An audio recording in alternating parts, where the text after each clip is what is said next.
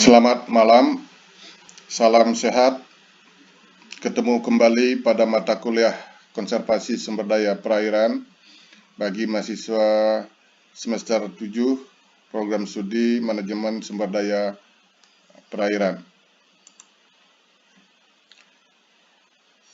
Pada pertemuan hari ini, kita akan membahas modul 2, modul yang cukup berat ini, yaitu tentang tata kelola kawasan konservasi perairan. Secara keseluruhan, modul ini membahas tata kelola kawasan konservasi perairan, tipe-tipe tata kelola KKP, dan bagaimana insentif tata kelola KKP yang efektif. Tujuan dari pembelajaran modul ini diharapkan mahasiswa mampu untuk memahami dan mendiskusikan konsep tata kelola dalam perspektif pengelolaan KKP, memahami dan mendiskusikan KKP sebagai pendekatan untuk tata kelola sistem sumber daya perairan, memahami dan mendiskusikan KKP sebagai sistem tata kelola dan sistem yang dikelola, memahami dan mendiskusikan KKP sebagai sistem interaktif dan dalam konteks pengelolaan ekosistem secara terpadu, memahami dan mendiskusikan tipe-tipe tata kelola KKP di dunia, dan yang terakhir memahami dan mendiskusikan jenis-jenis insentif tata kelola KKP yang efektif. Jadi cukup banyak bahasan pada modul ini. Diskusi pada modul ini dibagi ke dalam 7 bagian. Untuk minggu ketiga ini kita akan membahas dua materi, yaitu pengertian tata kelola dalam perspektif pengelolaan KKP, dan yang kedua adalah perspektif dari konservasi dari perspektif kemampuan mengelola. Baik, kita akan langsung ke materi yang pertama. Ini tentang pengertian tata kelola dalam perspektif pengelolaan KKP. Sebagian besar dampak pada laut dan pesisir dihasilkan oleh perilaku manusia. Nah, dalam hal ini pemahaman pendekatan tata kelola dapat membantu mengarahkan perilaku orang untuk memberikan pencapaian yang lebih efektif dari tujuan konservasi. Konvensi keanekaragaman hayati dan tujuan pembangunan berkelanjutan PBB, Sustainable Development Goals, menugasi negara-negara untuk menerapkan perlindungan yang efektif dan adil atas wilayah laut dan pesisir. Nah, atas anjuran ini, kemajuan yang signifikan telah dicapai untuk mencapai target cakupan 10% lautan dunia ya pada tahun 2020, di mana ditargetkan di mana telah dicapai hingga saat ini adalah sebanyak 15.292 KKP yang mencakup 5,7% dari wilayah laut global. Nah, sedangkan untuk wilayah laut yurisdiksi, jadi wilayah laut negara, itu sudah mencapai 14,4%, berarti sudah melampaui cakupan 10%. Dan Indonesia juga telah melampaui target 20 juta hektar KKP pada tahun 2020 ini. Nah, namun dari KKP yang ada, sebagian besar KKP belum memadai menerapkan tata kelola yang efektif. Belum dikelola secara efektif, dan ini terus melemahkan kemampuan keseluruhan KKP untuk mencapai tujuan konservasi.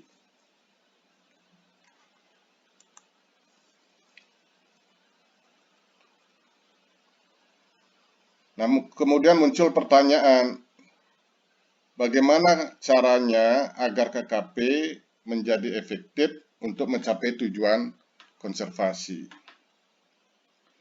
Agar KKP menjadi efektif, maka KKP harus memiliki tata kelola yang baik untuk mempengaruhi perilaku manusia dan dengan demikian mengurangi beberapa dampak yang mempengaruhi ekosistem laut. Dalam hal ini penting bahwa pendekatan tata kelola bersifat inklusif dan mendorong rasa tanggung jawab melalui pelibatan masyarakat lokal ya, dengan fokus manfaat sosial dan ekonomi serta manfaat lingkungan. Jadi tata kelola KKP yang efektif diperlukan untuk mencapai tujuan konservasi keanekaragaman hayati dan pembangunan sosial dan ekonomi. Nah, kemudian muncul juga pertanyaan, apakah pengelolaan sama dengan tata kelola? Kita sering mendengar tata kelola dan juga kata pengelolaan. Seringkali kedua kata ini dicampur adukkan. Dan ada kebingungan mengartikan antara tata kelola dan pengelolaan. Oleh karena itu penting untuk memahami hubungan antara keduanya. Nah, yang disebut dengan pengelolaan itu adalah bagian dari tata kelola dan merupakan representatif formal dari perangkat tata kelola. Seperti rencana pengelolaan, ya, kelompok pengelolaan, ya, peraturan, ya, dan sebagainya. Jadi pengelolaan itu lebih bersifat instrumental dan berorientasi pada alat. Sementara itu, serangkaian elemen yang lebih luas yang mencakup semua landasan untuk negosiasi dan diskusi untuk mendukung pengelolaan dan mempengaruhi perilaku manusia disebut tata kelola. Nah, demikian supaya bisa membedakan antara tata kelola dengan pengelolaan.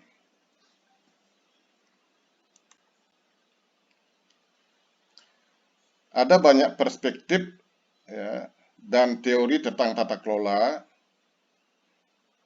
yang umumnya cenderung berfokus pada pendekatan top-down, bottom-up, atau manajemen bersama. Jadi jenis-jenis tata kelola itu ada yang bersifat pendekatan top-down, bottom-up, dan manajemen bersama. Namun ini bisa menjadi cara yang sangat kaku kalau kita mengkotak-kotakkannya. Ini merupakan cara yang kaku dan membatasi untuk mendekati tata kelola dan sering mengabaikan beberapa aspek penting yang dapat merusak efektivitasnya.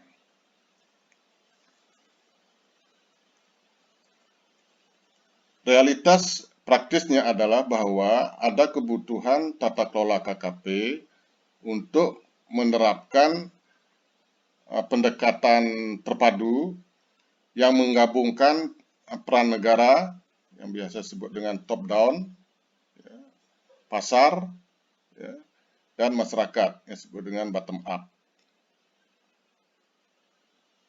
Pertama adalah pendekatan peran negara atau kontrol, ya, ini bersifat top down, selalu diperlukan untuk menyediakan undang-undang ya, dan peraturan lainnya untuk memastikan bahwa keanekaragaman hayati dan sumber daya alam benar-benar dilindungi terhadap degradasi dan perusakan, terutama dari pengguna yang masuk, ya, yang dari luar. Yang kedua adalah pendekatan pasar. Ini penting bagi inisiatif ekonomi untuk mendukung pengelolaan.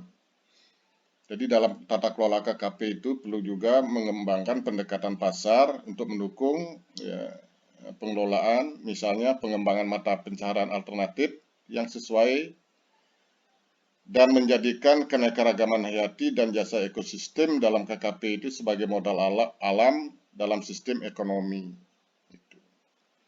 Yang ketiga adalah masyarakat atau bottom up, dan keterlibatan masyarakat lokal diperlukan untuk mendesentralisasikan proses pengambilan keputusan dan mempromosikan kepemilikan lokal. Nah, keterlibatan dalam musyawarah dan pengambilan keputusan misalnya serta memanfaatkan pengetahuan dan keahlian lokal adalah kunci dari keberhasilan KKP. Nah, kombinasi yang paling efektif dari ketiga pendekatan ini ya, akan berbeda untuk setiap KKP dan akan tergantung pada beberapa faktor terkait, termasuk kemauan politik, keterlibatan masyarakat, perundang-undangan, dan kapasitas untuk penegakan hukum. Nah, harus ada masukan dari ketiga pendekatan ini untuk menghasilkan bentuk tata kelola yang efektif dan adil.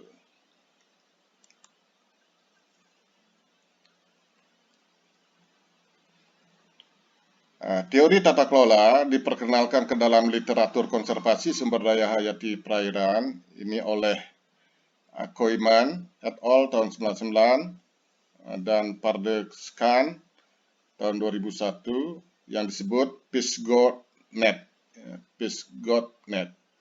PeaceGoatNet ini adalah sebuah jaringan internasional ilmuwan sosial dan alam yang berbasis di Center for Maritime Research di Universitas Amsterdam, di mana Jan Koyman sebagai kepalanya. Nah, ini melahirkan istilah tata kelola interaktif. Teori tata kelola interaktif menekankan pendekatan terpadu, komunikatif, dan politik untuk reformasi masyarakat, di mana nilai-nilai sosial dasar dan prinsip-prinsip etika adalah isu-isu yang menjadi pertimbangan permusyawaratan dan pengambilan keputusan. Pendekatan ini juga menghargai kontribusi pengelolaan pengetahuan lokal. Nah, teori ini menekankan bahwa tidak ada satu lembaga pun yang mampu menangani tantangan tata kelola yang efektif. Oleh karena itu, keterlibatan pemangku kepentingan yang mewakili negara, pasar, dan masyarakat sipil sangat penting. Nah, Koyman kemudian mendefinisikan tata kelola interaktif sebagai sebuah interaksi publik dan privat dilibatkan untuk menyelesaikan masalah masyarakat dan menciptakan peluang sosial. Ini mencakup perumusan dan penerapan prinsip-prinsip yang memandu interaksi dan kepedulian terhadap institusi.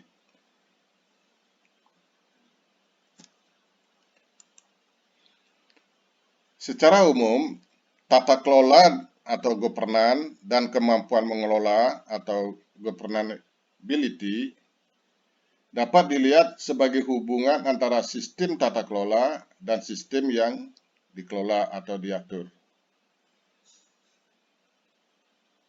Dipahami bahwa sistem tata kelola bersifat sosial, terdiri dari lembaga dan mekanisme pengarah seperti organisasi, aturan hukum, dan insentif ekonomi. Sedangkan sistem yang dikelola, tadi adalah sistem tata kelola, itu adalah lembaga dan mekanisme pengarah, sedangkan sistem yang dikelola, misalnya dalam tata kelola perikanan dan pesisir atau tata kelola KKP, sistem yang akan dikelola sebagian bersifat alami dan sebagian bersifat sosial. Yang bersifat alami itu adalah ekosistem dan sumber daya yang tersimpan di dalamnya, sedangkan yang bersifat sosial adalah sistem pengguna sumber daya dan pemangku kepentingan yang diantaranya dapat membentuk koalisi atau semacam lembaga politik. Nah, untuk menilai kemampuan pengelolaan kawasan konservasi, kita perlu memperhatikan hubungan dan interaksi di dalam dan antara sistem tata kelola dan sistem yang dikelola. Ya, jadi perhatikan ada sistem tata kelola dan sistem yang dikelola.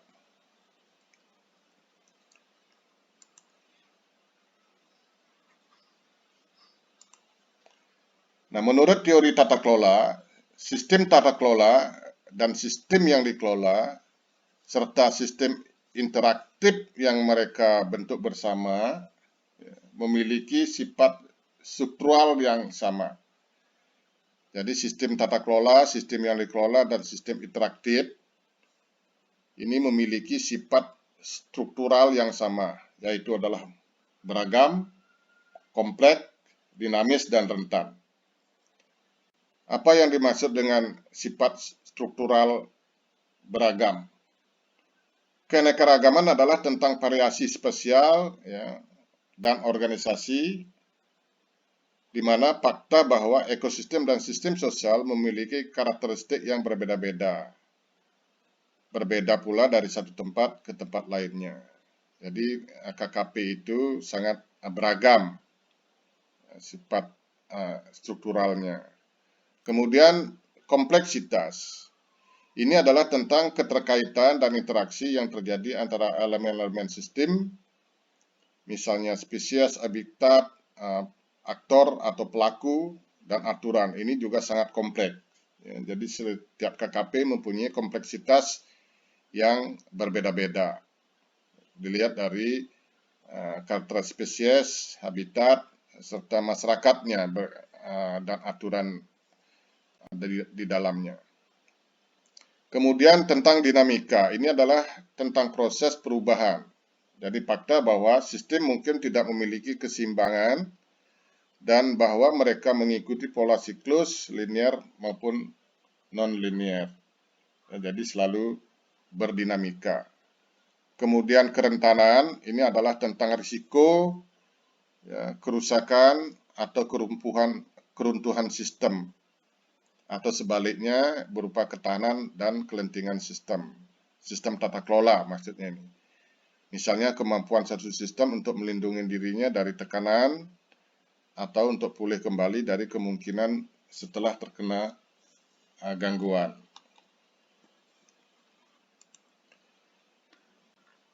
Ada beberapa pertanyaan umum yang mungkin diajukan sehubungan dengan konservasi sumber daya hayati. Ini kaitannya dengan KKP. Apakah betul KKP meningkatkan atau justru mengurangi kemampuan mengelola sistem alam dan sistem sosial dari sumber daya perairan? Ya, ini pertanyaan kunci pada saat kita berbicara tentang tata kelola KKP. Yang kedua, apakah KKP menambah atau mengurangi karakteristik sistem seperti keanekaragaman, kompleksitas, dinamika, dan kerentanan? Jadi apakah KKP itu dapat mengurangi atau justru menambah ya, struktural tadi, karakteristik sistem tadi, yaitu keanekaragaman, kompleksitas, dinamika, dan kerentanan. Nah, untuk menjawab pertanyaan seperti ini, KKP harus dianalisis baik sebagai sistem tata kelola maupun sistem tata kelola. Nah, pada bagian kedua, kita akan membahas KKP dari perspektif kemampuan mengelola sumber daya perairan. Muncul lagi pertanyaan, bagaimana menerapkan teori tata kelola interaktif ya, untuk evaluasi kinerja KKP dari perspektif kemampuan mengelola sumber daya perairan untuk mencapai tujuan konservasi. Ingat bahasan sebelumnya, Koman mendefinisikan kemampuan mengelola ini sebagai kapasitas keseluruhan untuk tata kelola terhadap sistem apapun yang dikelola atau diatur. Sistem pengelolaannya, serta interaksi tata kelola antara sistem apapun yang dikelola dan sistem pengelolaannya. Kapasitas dalam konteks ini berhubungan dengan hal-hal seperti organisasi dan kepemimpinan, legislasi, alat perencanaan, kekuasaan, implementasi, sarana penegakan hukum, penyelesaian konflik, dan pemantauan. Evaluasi kinerja KKP dari perspektif kemampuan mengelola sumber daya perairan untuk mencapai tujuan konservasi dapat menggunakan teori tata kelola interaktif. Nah, penerapan teori tata kelola interaktif dalam KKP berarti ya, seluruh ya, entitas publik dan privat dilibatkan untuk menyelesaikan masalah dan menciptakan peluang sosial dalam KKP. Nah, itu kalau kita menerapkan teori tata kelola interaktif dalam KKP. Mungkin banyak yang menyebut sebagai nanti penjabarannya pengelolaan kolaboratif atau co-management. Pertama, KKP dapat dilihat sebagai sistem tata kelola. Sebagai sistem tata kelola, jadi ini perlu diperhatikan, pada saat kita melihat KKP sebagai sebuah sistem tata kelola, berarti dia sebagai subjek tata kelola. Yang diharapkan, ya, KKP ini dapat mencapai tujuan dari konservasi. Sebagai sistem tata kelola, evaluasi kinerja KKP diperoleh dari jawaban atas pertanyaan, bagaimana cara KKP bekerja sebagai instrumen pengelolaan untuk mencapai tujuan konservasi. Yang kedua, KKP dapat dilihat sebagai sistem yang dikelola. Kalau sebagai sistem yang dikelola, berarti kita memandang KKP sebagai objek tata kelola. Nah, sebagai sistem yang dikelola, maka KKP dapat dipandang sebagai KKP sebagai konstruksi sosial atau struktur tata kelola atau organisasi. Jadi kita melihat KKP sebagai sebuah organisasi yang melibatkan berbagai pemangku kepentingan beserta perilaku, kepentingan, nilai, norma, etika, dan lain yang melingkupi sebuah organisasi. Kemudian KKP juga bisa dipandang sebagai sistem alam, yang di dalamnya terdapat ekosistem, habitat, dan kumpulan sumber daya. Pada akhirnya, KKP membentuk sistem interaktif dengan lingkungan sosial dan lingkungan ekologinya. Nah, kalau kita gambarkan, KKP sebagai sistem tata kelola dan KKP sebagai sistem yang dikelola. KKP sebagai sistem tata kelola, ya, kalau kita melihat KKP, ini sebuah KKP sebagai sistem tata kelola, berarti kita melihat dia sebagai subjek. Ya, ini adalah berupa instrumen pengelolaan yang terdiri dari organisasi, aturan, dan pemangku kepentingan yang terlibat beserta seluruh perilakunya. Nah, selanjutnya, KKP sebagai sistem yang dikelola, sebagai objek. Ya, kita melihat KKP sebagai objek pengelolaan.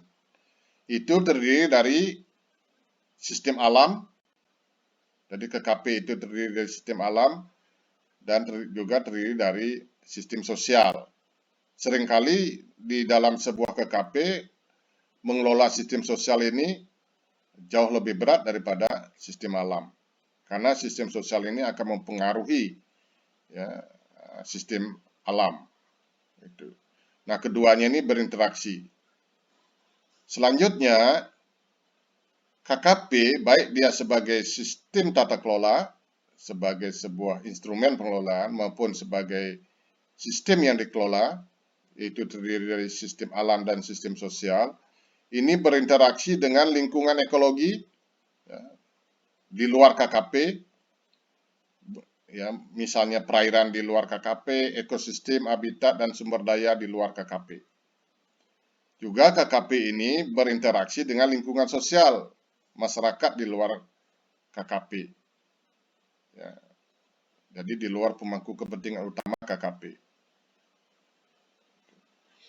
Nah, gambar ini juga menggambarkan bagaimana KKP berinteraksi membentuk hubungan, ya, hubungan sistemik, ya, sistem berupa interaksi tata kelola dalam lingkungan sosial dan ekologis yang lebih luas.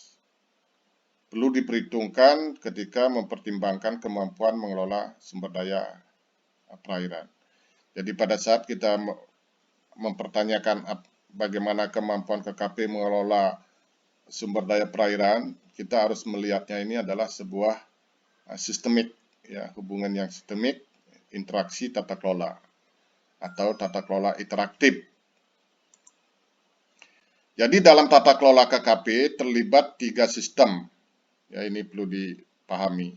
Pertama, sistem tata kelola, ya, berupa instrumen pengelolaan, sistem yang dikelola, ya, berupa organisasi, KKP, masyarakat, dan ekosistemnya. Kemudian sistem interaktif dalam kaitan hubungan interaksi KKP dengan lingkungan ekologis maupun lingkungan sosialnya. Nah, dalam evaluasi kinerja KKP, ini pada kuliah minggu lalu banyak yang mempertanyakan kenapa KKP tidak mampu misalnya melindungi sumber daya atau melestarikan sumber daya. Nanti jawabannya terlihat dalam tata kelola ini. Nah, dalam evaluasi kinerja KKP, ketiga sistem di atas dihubungkan dengan sifat struktural dari tata kelola. Ingat tadi ya, sifat struktural dari tata kelola itu adalah beragam, kompleks, dinamis, dan rentan. Hubungan ini membentuk matrik. Kalau kita hubungkan, ya, ini akan membentuk matrik dengan 16 sel berisi proposisi analitik untuk penelitian keteraturan KKP, untuk mengevaluasi KKP. Ya, seperti ini, jadi ada matrik bahwa tata kelola itu, struktur dari tata kelola itu ada 4, yaitu keanekaragaman, kompleksitas, dinamika, dan kerentanan. Nah, ini adalah berkaitan dengan tata kelola.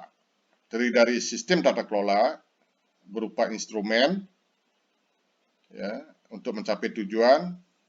Sistem yang dikelola, ingat, ini terdiri dari sistem alam dan sistem sosial dan sistem interaktif dikaitkan hubungan dengan lingkungan sosio-ekologisnya. Nah, dari sini kita akan menilai bahwa KKP itu mempunyai keanekaragaman yang tinggi dari satu tempat ke tempat yang lain. Bagaimana implikasinya dengan sistem tata kelola?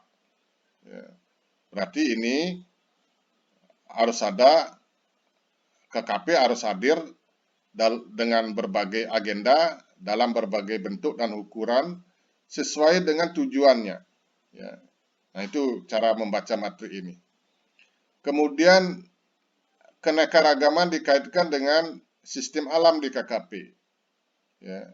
KKP harus mencakup ekosistem sebanyak mungkin dalam satu ekoregion, karena dia KKP itu sangat karena alam itu sangat beraneka ragam, bagaimana supaya struktur dari tata kelola ini memenuhi itu.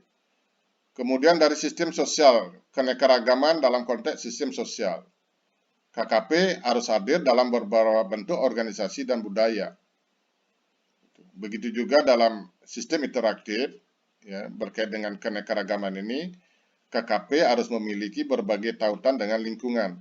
Harus dipertimbangkan juga dengan lingkungannya, baik sosial maupun ekologisnya. Demikianlah seterusnya cara membaca matrik ini, ya, matrik tata kelola KKP dalam rangka kita mengevaluasi kinerja KKP. Apakah sudah tepat dalam konteks tata kelola. Berikutnya adalah kalau kita tadi membaca matrik tadi, ya, kesimpulannya, jadi hubungan antara sifat struktural dari tata kelola dengan ditinjau dari kemampuan mengelola sumber daya. Pertama dilihat dari struktur keanekaragaman. Nah, dilihat dari struktur keanekaragaman, KKP ini bisa besar atau kecil, terlepas atau terhubung dengan KKP lainnya sebagai jaringan. Ini tergantung dari keanekaragaman sistem sosial maupun sistem alamnya. Kemudian kompleksitas. Sebagai sistem alami, KKP sering mengandung berbagai habitat dan organisme laut yang berinteraksi dan membentuk jaring makanan yang kompleks. Ini. Kemudian secara sosial, KKP terdiri dari berbagai kelompok pemangku kepentingan yang heterogen dengan kepentingan nilai etika yang saling bertentangan atau mungkin dia kompatibel. Kemudian dinamika, ini adalah tentang bagaimana sistem KKP berubah dengan cepat, tidak dapat diprediksi dan tidak dapat diubah. Akibatnya, KKP harus bersifat adaptif. Ya, sistem pembelajaran interaktif, jadi mengelola KKP harus bersifat adaptif. Pembelajaran interaktif yang berubah sesuai dengan tekanan atau guncangan internal dan eksternal. Yang keempat, tentang kerentanan, ini KKP rentan terhadap tekanan internal dan eksternal. Segala sesuatu bisa salah dan mengancam keberadaannya. Ketidakefektifan pengelolaan KKP yang banyak kita bahas pada minggu lalu, ini dapat merubah sebuah KKP itu hanya sebagai cangkang kosong. Ya, pada saat kita tidak mengelola KKP secara efektif, KKP itu hanya berupa cangkang kosong. Tahu cangkang kosong itu, kalau cangkang kerang kosong itu tidak ada isinya. Jadi pada akhirnya dukungan masyarakat akan hilang karena ketidakpercayaan bahwa sistem tata kelola KKP dapat memperbaiki keadaan menjadi lebih baik. Nah, oleh karena itu dalam tata kelola harus bagaimana kita menjaga trust bahwa KKP inilah pilihan kita untuk melestarikan sumber daya perairan. Nah, ini demikian untuk kuliah minggu ini. Materinya cukup berat, ya. Jadi agar modulnya bisa dipelajari secara lebih intensif, ya. Ini adalah berkait dengan tata kelola dan sangat erat kompetensi inti dari program studi manajemen sumber daya perairan. Disinilah letak ya nanti pengetahuan ya yang dimiliki mahasiswa diterapkan dalam tata kelola KKP sebagai contohnya, ya, sebagai kompetensi inti yang harus dimiliki oleh mahasiswa program studi manajemen perairan. Demikian, sampai jumpa pada sesi diskusi. Selamat malam.